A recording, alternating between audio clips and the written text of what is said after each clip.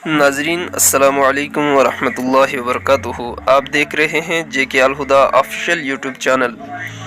नाजरीन, मदरसे के हर तालिब इल्म का ख्वाब होता है कि वो दारुल उलूम देवबंद में तालीम हासिल करे, मगर आज तब हैरान हो गए जब मौक़ूफ़ अलैह का रिज़ल्ट दारुल उलूम देवबंद में सामने आया तो एक बच्चे ने शौक़ की हद ही पार कर दी।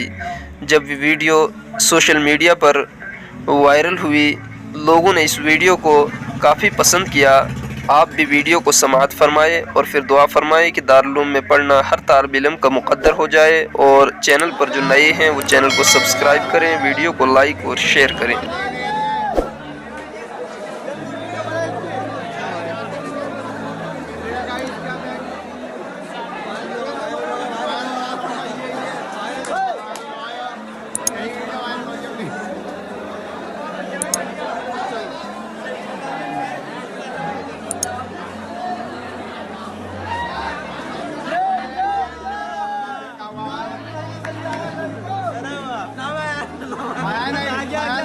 क्या नाम उसका?